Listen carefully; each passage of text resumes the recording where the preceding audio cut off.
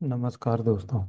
अगर आप रेलवे परीक्षाओं की तैयारी कर रहे हैं और चाहते हैं कि आपका सिलेक्शन पक्का हो तो आप बिल्कुल सही जगह पर हैं। इस वीडियो में हम आपके लिए लेकर आए हैं भूगोल विषय से जुड़े टॉपिक पृथ्वी के परिचय के इम्पोर्टेंट एमसीक्यू जो बार बार एग्जाम्स में पूछे जाते हैं। तो वीडियो को ध्यान से देखें, हर सवाल को सॉल्व करें और अपनी प्रिपरेशन को एक लेवल ऊपर ले जाएं। चलिए शुरू करते हैं। आज का पहला सवाल है, पृथ्वी का दूसरा नाम क्या है?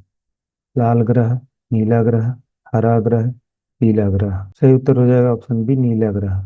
पृथ्वी पर जल की अधिकता लगभग 70.8% होने के कारण अंतरिक्ष से यह नीली दिखाई देती है, इसलिए इसे नीला ग्रह कहा जाता है। अगला सवाल है, पृथ्वी के अध्ययन को क्या कहा जाता है? भूविज्ञान, खगोल विज्ञान, भूगोल, पारिस्थितिकी। सही उत्तर हो जाएगा ऑप्शन सी, भूगोल। भूगोल पृथ्वी, उसके प्राकृतिक एवं मानव निर्मित तत्वों का अध्ययन करता है। अगला सवाल है, पृथ्वी की सबसे ऊपरी परत को क्या कहा जाता है? मेंटल, कोर, भूपर्पटी, स्थलमंडल। सही उत्तर हो जाएगा ऑप्शन सी, भूपर्पटी। भूपर्पटी पृथ्वी की सबसे ऊपरी एवं पतली परत है। अगला सवाल है, सबसे पहले किसने कहा कि पृथ्वी गोल है? अरस्तु, न्यूटन, पाइथागोरस, गैलीलियो। सही उत्तर हो जाएगा ऑप्शन सी, पाइथागोरस। यूनानी दार्शनिक पाइथागोरस ने सबसे पहले पृथ्वी को गोल बताया था। अगला सवाल है, पृथ्वी का विषुवतीय व्यास लगभग कितना है? 12,000 किलोमीटर, 12,400 किलोमीटर, 12,756 किलोमीटर, 13,000 किलोमीटर। सही उत्तर हो जाएगा ऑप्शन सी, 12,756 किलोमीटर। विषुवत रेखा के पास पृथ्वी का व्यास अधिक होता है। अगला सवाल है, पृथ्वी का ध्रुवीय व्यास विषुवतीय व्यास से कितना कम है? 21 किलोमीटर, 33 किलोमीटर, 44 किलोमीटर, 50 किलोमीटर। सही उत्तर हो जाएगा ऑप्शन सी, 44 किलोमीटर।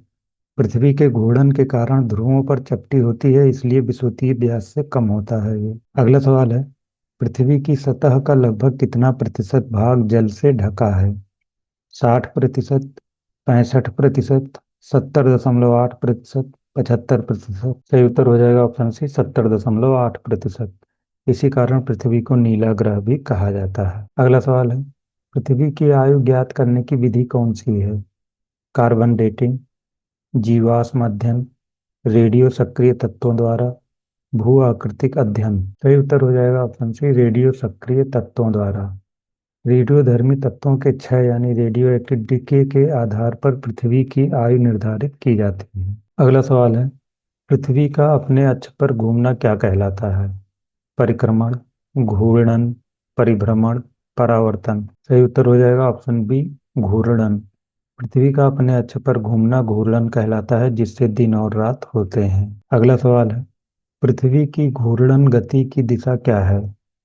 पूर्व से पश्चिम, उत्तर से दक्षिण, दक्षिण से उत्तर, पश्चिम से पूर्व। सही उत्तर हो जाएगा ऑप्शन डी, पश्चिम से पूर्व। पृथ्वी पश्चिम से पूर्व की ओर घूमती है, इसलिए सूर्य पूर्व में उगता हुआ प्रतीत होता है। अगला सवाल है, पृथ्वी का अक्ष कितने अंश झुका हुआ है? 22.5 डिग्री, 23 डिग्री, 23.5 डिग्री, 24.5 डिग्री। सही उत्तर हो जाएगा ऑप्शन सी, 23.5 डिग्री। पृथ्वी का अक्ष 23.5 डिग्री झुका होने के कारण ऋतु परिवर्तन होता है। अगला सवाल है, पृथ्वी की परिक्रमण गति का समय कितना है? 360 दिन, 365 दिन, 365 दिन 5 घंटे, 365 दिन 6 घंटे। सही उत्तर हो जाएगा ऑप्शन डी, 365 दिन 6 घंटे। पृथ्वी सूर्य की एक परिक्रमा 365 दिन 6 घंटे में पूरी करती है, जिससे अधिवर्ष बनता है। अगला सवाल है, पृथ्वी की आकृति कैसी है? पूर्ण गोल, दीर्घ वृत्ताकार, चपटी गोलाकार या जियोइड, बेलनाकार। सही उत्तर हो जाएगा ऑप्शन सी, चपटी गोलाकार यानी जियोइड। पृथ्वी ध्रुवों पर चपटी और विषुवत रेखा पर उभरी हुई होती है, इसलिए इसे जियोइड कहा जाता है। अगला सवाल है, यदि पृथ्वी के अक्ष का झुकाव नहीं होता तो क्या होता? दिन रात समाप्त हो जाते, ऋतुओं का परिवर्तन नहीं होता, पृथ्वी घूमना बंद कर देती, वर्ष की अवधि कम हो जाती। सही उत्तर हो जाएगा ऑप्शन बी, ऋतुओं का परिवर्तन नहीं होता। पृथ्वी के अक्ष का 23.5 डिग्री झुकाव ही ऋतुओं के परिवर्तन का मुख्य कारण है। अगला सवाल है, विषुवत रेखा के संबंध में सही कथन कौन सा है?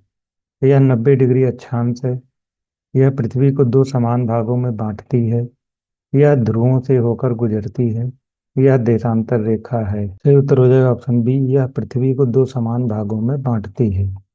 विषुवत रेखा पृथ्वी को उत्तरी और दक्षिणी गोलार्ध में विभाजित करती है। अगला सवाल है, पृथ्वी के घूर्णन का प्रमुख प्रभाव क्या है? ऋतु परिवर्तन, वर्ष की उत्पत्ति, दिन और रात, ज्वार भाटा। सही उत्तर हो जाएगा ऑप्शन सी, दिन और रात। पृथ्वी के अपने अक्ष पर घूमने से दिन रात होते हैं। अगला सवाल है, पृथ्वी की परिक्रमण गति से क्या होता है? दिन रात, ऋतु परिवर्तन, ज्वार भाटा, भूकंप। सही उत्तर हो जाएगा ऑप्शन बी, ऋतु परिवर्तन। सूर्य के चारों ओर पृथ्वी की परिक्रमा के कारण ऋतुओं का परिवर्तन होता है। अगला सवाल है, विश्व में सर्वाधिक सक्रिय ज्वालामुखी कहाँ पाए जाते हैं? अटलांटिक महासागर, भूमध्य सागर क्षेत्र, प्रशांत महासागर का अग्निवलय, हिंद महासागर। सही उत्तर हो जाएगा ऑप्शन सी, प्रशांत महासागर का अग्निवलय। प्रशांत महासागर के चारों ओर रिंग ऑफ फायर में सर्वाधिक सक्रिय ज्वालामुखी पाए जाते हैं। अगला सवाल है, पृथ्वी के आंतरिक भागों का सही क्रम क्या है? भूपर्पटी, केंद्र, मेंटल। मेंटल, भूपर्पटी, केंद्र। भूपर्पटी, मेंटल, केंद्र। केंद्र, मेंटल, भूपर्पटी। सही उत्तर हो जाएगा ऑप्शन सी, भूपर्पटी, मेंटल, केंद्र। पृथ्वी की संरचना तीन परतों में विभाजित है। इसमें सबसे ऊपरी परत है भूपर्पटी, उसके बाद मेंटल और सबसे अंतिम परत है केंद्र। अगला सवाल है, पृथ्वी पर जल और स्थल का अनुपात कितना है? अगला सवाल है, पृथ्वी पर जल और स्थल का अनुपात कितना है? 60 अनुपाते 40, 65 अनुपाते 35, 70.8 अनुपाते 29.2, 75 अनुपाते 25। सही उत्तर हो जाएगा ऑप्शन सी, 70.8 अनुपात 29.2। पृथ्वी की सतह का लगभग 70.8% भाग जल और 29.2% भाग स्थल है। अगला सवाल है, निम्नलिखित में से कौन सा महाद्वीप पूर्णतः उत्तरी गोलार्ध में है?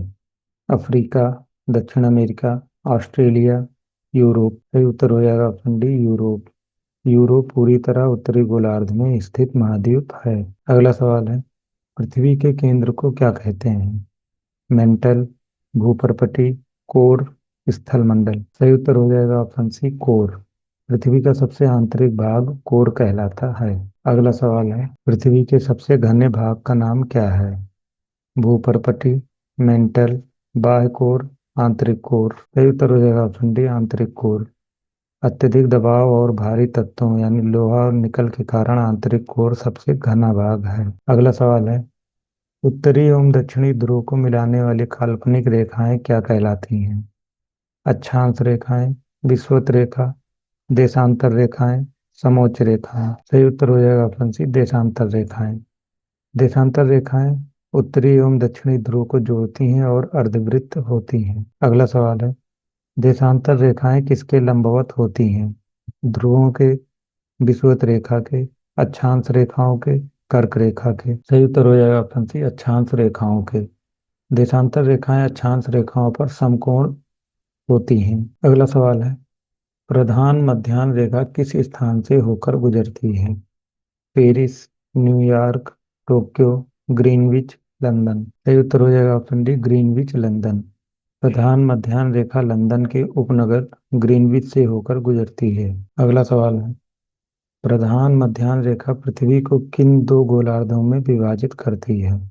उत्तरी दक्षिणी, पूर्वी पश्चिमी, उष्ण शीत, स्थलीय जलीय। सही उत्तर हो जाएगा ऑप्शन बी, पूर्वी पश्चिमी। 0 डिग्री देशांतर रेखा पृथ्वी को पूर्वी और पश्चिमी गोलार्ध में बांटती है। अगला सवाल है, देशांतर रेखाओं के कारण किसमें अंतर होता है? तापमान, ऋतु, स्थानीय समय, वर्षा। सही उत्तर हो जाएगा ऑप्शन सी, स्थानीय समय। प्रत्येक 15 डिग्री देशांतर पर स्थानीय समय में 1 घंटे का अंतर होता है। अगला सवाल है, मानचित्र पर समान वर्षा वाले स्थानों को मिलाने वाली रेखा क्या कहलाती है? समोच्च रेखा, समदाब रेखा, आइसोथर्म, आइसोहाइट। सही उत्तर हो जाएगा ऑप्शन डी, आइसोहाइट। आइसोहाइट रेखाएं समान वर्षा वाले स्थानों को जोड़ती हैं। अगला सवाल है, 180 डिग्री देशांतर रेखा को क्या कहा जाता है? प्रधान मध्याह्न रेखा, कर्क रेखा, अंतर्राष्ट्रीय तिथि रेखा, विषुवत रेखा। सही उत्तर हो जाएगा ऑप्शन सी, अंतर्राष्ट्रीय तिथि रेखा। 180 डिग्री देशांतर को अंतर्राष्ट्रीय तिथि रेखा कहा जाता है। अगला सवाल है, अंतर्राष्ट्रीय तिथि रेखा को पश्चिम से पूर्व पार करने पर क्या होता है?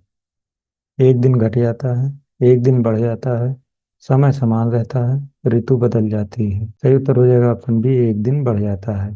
तिथि रेखा को पश्चिम से पूर्व पार करने पर एक दिन जोड़ दिया जाता है। अगला सवाल है, मानचित्र पर समुद्र तल से समान ऊंचाई वाले स्थानों को मिलाने वाली रेखा क्या कहलाती है? समदाब रेखा, आइसोहायट, समोच्च रेखा, आइसोथर्म। सही उत्तर हो जाएगा ऑप्शन सी, समोच्च रेखा। समोच्च रेखाएं समान ऊंचाई वाले बिंदुओं को जोड़ती हैं। अगला सवाल है, समान वायुदाब वाले स्थानों को मिलाने वाली रेखा क्या कहलाती है? समोच्च रेखा, समदाब रेखा, आइसोहायट, देशांतर रेखा। सही उत्तर हो जाएगा ऑप्शन बी, समदाब रेखा।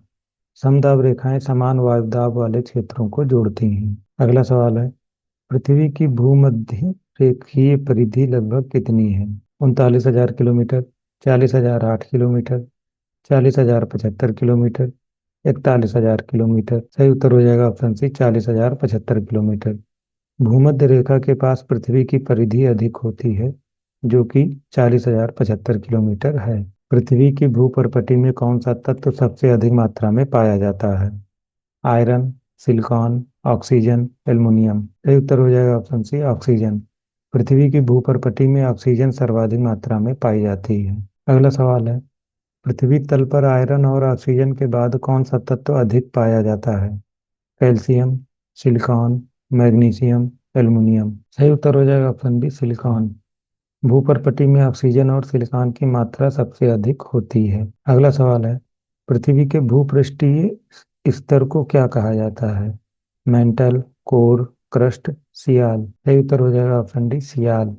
पृथ्वी के भूपृष्ठीय स्तर को सियाल के नाम से जाना जाता है। इसकी रचना ग्रेनाइट चट्टान से हुई है, जिसमें सिलिका और एल्युमिनियम यानी एसआई और एल, जिसे सियाल कहा जाता है, इसकी बहुलता पाई जाती है। अगला सवाल है, यदि दो स्थानों के समय में 2 घंटे 20 मिनट का अंतर है तो देशांतर का अंतर कितना होगा? 30 डिग्री, 35 डिग्री, 40 डिग्री, 45 डिग्री। सही उत्तर हो जाएगा ऑप्शन बी, 35 डिग्री। दोस्तों, 1 डिग्री देशांतर पर 4 मिनट का अंतर आता है, तो 2 घंटे 20 मिनट 140 मिनट के बराबर हो जाएंगे, और इसे 4 से डिवाइड करने पर 35 डिग्री आंसर आएगा। अगला सवाल है, ग्रीनविच पर दोपहर 12 बजे है, तो 50 डिग्री पूर्व देशांतर पर समय क्या होगा? शाम 2 बजे, शाम के 3 बजकर 20 मिनट, शाम के 4 बजे, शाम के 5 बजे। सही उत्तर हो जाएगा ऑप्शन बी, शाम के 3 बजकर 20 मिनट। दोस्तों, 1 डिग्री देशांतर पर 4 मिनट का अंतर आता है, और यहाँ पर 50 डिग्री देशांतर दिया गया है, तो 50 को 4 से गुणा करने पर 200 मिनट आता है, और 12 बजे में 200 मिनट जोड़ेंगे तो ये तो हो जाएगा 3 घंटा 20 मिनट। पूर्व में समय बढ़ता है, इसलिए यहाँ पे हम समय जोड़ेंगे। अगला सवाल है, ग्रीनविच किस देश में स्थित है? France, America, England, Germany. सही उत्तर हो जाएगा option C, England. Greenwich London, England में स्थित है। अगला सवाल है, यदि भारत में सुबह 11 बजे है तो ग्रीनविच में समय क्या होगा? सुबह 6:30 बजे, सुबह 5:30 बजे, सुबह के 4:30, सुबह के 7 बजे। सही उत्तर हो जाएगा ऑप्शन में, सुबह के 6:30 बजे। भारत ग्रीनविच से 5 घंटे 30 मिनट आगे है। अगला सवाल है, एक देशांतर पार करने पर स्थानीय समय में कितना अंतर आता है? 1 मिनट, 2 मिनट, 4 मिनट, 15 मिनट। सही उत्तर हो जाएगा ऑप्शन सी, 4 मिनट। दोस्तों, सभी देशांतरों को मिलाकर 360 डिग्री होते हैं, जिसमें 24 घंटे का समय निर्धारित है, तो 360 को 24 से डिवाइड करने पर हमें 4 मिनट मिलेगा, यानी 1 डिग्री देशांतर 4 मिनट के बराबर होगा। अगला सवाल है, अंतर्राष्ट्रीय तिथि रेखा किस महासागर से होकर गुजरती है? अटलांटिक, हिंद महासागर, आर्कटिक, प्रशांत महासागर। सही उत्तर हो जाएगा ऑप्शन डी, प्रशांत महासागर। तिथि रेखा मुख्यतः प्रशांत महासागर से गुजरती है। अगला सवाल है, जर्मनी और पोलैंड के बीच की सीमा रेखा क्या कहलाती है? राइन रेखा, ओडरनाइसे रेखा, मैगिनो रेखा, सीगफ्रीड रेखा। सही उत्तर हो जाएगा ऑप्शन बी, ओडरनाइसे रेखा। ओडरनाइसे नदी जर्मनी पोलैंड सीमा निर्धारित होती है। अगला सवाल है, यदि पृथ्वी से वायुमंडल हटा दिया जाए तो क्या प्रभाव पड़ेगा? केवल दिन रहेगा, केवल रात रहेगी, दिन रात का तापांतर अत्यधिक होगा, कोई प्रभाव नहीं होगा। सही उत्तर हो जाएगा ऑप्शन सी, दिन रात का तापांतर अत्यधिक होगा। वायुमंडल तापमान को संतुलित रखता है, अतः वायुमंडल ना होने पर तापांतर बहुत ज़्यादा हो जाएगा। अगला सवाल है, ओजोन परत हमें किससे सुरक्षा देती है? अवरक्त किरणों से, पराबैंगनी किरणों से, रेडियो तरंगों से, ताप से। सही उत्तर हो जाएगा ऑप्शन बी, पराबैंगनी किरणों से। ओजोन परत अल्ट्रावायलेट रेज को अवशोषित करती है और उन्हें पृथ्वी पर आने से रोकती है। अगला सवाल है, वायुमंडल का दाब नीचे अधिक और ऊपर कम क्यों होता है? गुरुत्वाकर्षण के कारण, ताप के कारण, घनत्व के कारण, घूर्णन के कारण। सही उत्तर हो जाएगा ऑप्शन है, गुरुत्वाकर्षण के कारण। अगला सवाल है, बादल किस मंडल में बनते हैं? समताप मंडल, आयन मंडल, क्षोभ मंडल, वायुमंडल। सही उत्तर हो जाएगा ऑप्शन सी, क्षोभ मंडल। अगला सवाल है, वायुमंडल की वह परत जो रेडियो तरंगों को परावर्तित करती है? समताप मंडल, आयन मंडल, क्षोभ मंडल, मध्य मंडल। सही उत्तर हो जाएगा ऑप्शन बी, आयन मंडल। अगला सवाल है, सबसे अधिक ओजोन किस मंडल में पाया जाता है? क्षोभ मंडल, ओजोन मंडल, समताप मंडल, वायुमंडल। सही उत्तर हो जाएगा ऑप्शन सी, समताप मंडल। समताप मंडल में ओजोन की मात्रा सर्वाधिक होती है। अगला सवाल है, ग्लोबल वार्मिंग के लिए मुख्य रूप से जिम्मेदार गैस कौन सी है? Oxygen, nitrogen, carbon dioxide, hydrogen. सही उत्तर हो जाएगा ऑप्शन सी, कार्बन डाइऑक्साइड। अगला सवाल है, मौसम का अध्ययन क्या कहलाता है? जलवायु विज्ञान, भूगोल, मौसम विज्ञान, मीटरियोलॉजी, खगोल विज्ञान। सही उत्तर हो जाएगा ऑप्शन सी, मौसम विज्ञान यानी मीटरियोलॉजी। अगला सवाल है, भूपृष्ठ से परावर्तित ऊष्मा के अवशोषण से ताप बढ़ने की प्रक्रिया कहलाती है? सुनामी, भूकंप, ग्रीन हाउस प्रभाव, ज्वार। सही उत्तर हो जाएगा ऑप्शन सी, ग्रीन हाउस प्रभाव। अगला सवाल है, सूर्य और पृथ्वी के बीच न्यूनतम दूरी कब होती है? 21 जून, 22 दिसंबर, 22 सितंबर, 3 जनवरी। सही उत्तर हो जाएगा ऑप्शन डी, 3 जनवरी।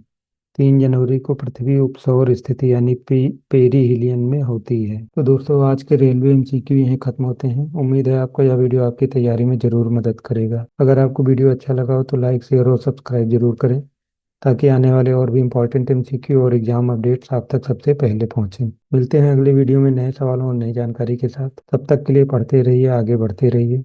धन्यवाद। जय हिंद।